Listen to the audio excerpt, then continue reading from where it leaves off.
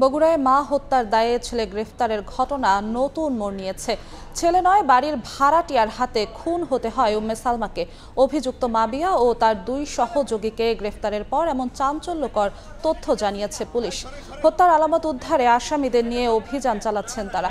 গত 10 নভেম্বর নিজ ঘরের ডিপ ফ্রিজের ভেতর পাওয়া যায় গৃহবধূ উম্মে সালমার হাত পা বাঁধা মরদেহ। ওই সময় তছনছ ছিল পুরো বাড়ি। এ ঘটনায় ছেলে সাদ ইবনে আজিজকে সন্দেহভাজন হিসেবে আটক করা হয়। র্যাব জানিয়েছিল টাকার জন্য মাকে হত্যা করে ছেলে।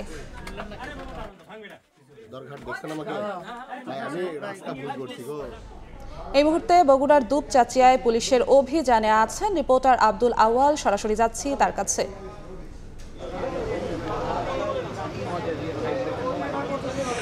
সারা দেশে যেই বগুড়ার দুপচাচিয়ার যে ঘটনাটি নাড়া দিয়েছিল, ছেলের হাতে মাকে হত্যার যেই ঘটনাটি, সেই ঘটনাটির পরে কিন্তু এই যে সাদ ইবনে আজিজারকে র্যাব দাবি করেছিল যে টাকার জন্য এবং প্রেমের সম্পর্কে বাধা দেওয়ায় সে মাকে কুপিয়ে হত্যা করেছে। সেই ঘটনার পর পুলিশ কিন্তু জিজ্ঞাসাবাদের জন্য গ্রেপ্তার সাদ ইবনে আজিজার ছেলেকে রিমান্ডে নিয়েছিল এবং পুলিশের রিমান্ড শুরু হয়েছিল গতকালকে থেকে এবং সেই রিমান্ডের পরেই কিন্তু আসলে চাঞ্চল্যকর সেই ঘটনাটির কিন্তু শুরু হয়। মূলত পুলিশ যেমনটি দাবি করছে যে আসলে ছেলের হাতে মা উম্মে সালমা আসলে হত্যাকাণ্ডের ঘটনা ঘটেনি।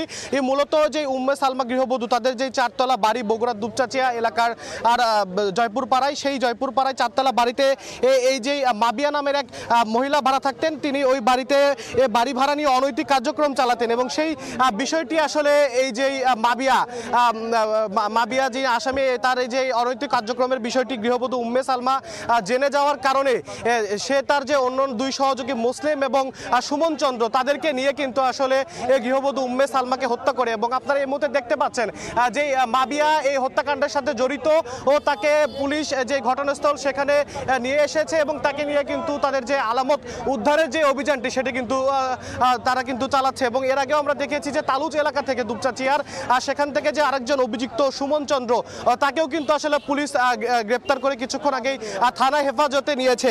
মূলত মায়ের হাতে সন্তানের হাতে মা হত্যার যেই নৃশংস যে ঘটনা, যেটি সারা দেশের মানুষকে, বিশ্বকে নাড়া দিয়েছিল, ও সেই ঘটনাটির পরেই এই যে সাদ ইবনে আজিজার, তাকে রিমান্ডে নেওয়ার পরেই কিন্তু আসলে পুলিশের রিমান্ডে কিন্তু চাঞ্চল্যকর তথ্য চলে আসে। পুলিশ যেমনটি বলছে, সাদ ইবনে আজিজারকে রিমান্ডে নেওয়ার পরে সে মূলত জানিয়েছে যে আইনশৃঙ্খলা বাহিনী র্যাব তাকে হেফাজতে নিয়ে যে স্বীকারোক্তি দিয়েছিল এটি বল প্রয়োগ করে এবং পরবর্তীতে পুলিশ তথ্য প্রযুক্তি এবং ঘটনা প্রবাহ বিশ্লেষণ করে কিন্তু এই যে মূল রহস্য সেটি কিন্তু উদ্ঘাটন করেছে। তো চাঞ্চল্যকর যে এই হত্যাকাণ্ড গৃহবধূ উম্মে সালমা, তার সর্বশেষ পরিস্থিতি জানা ছিল আমার কাছে বগুড়া থেকে। বগুড়া থেকে সরাসরি যুক্ত হয়েছিলেন সহকর্মী আব্দুল আওয়াল।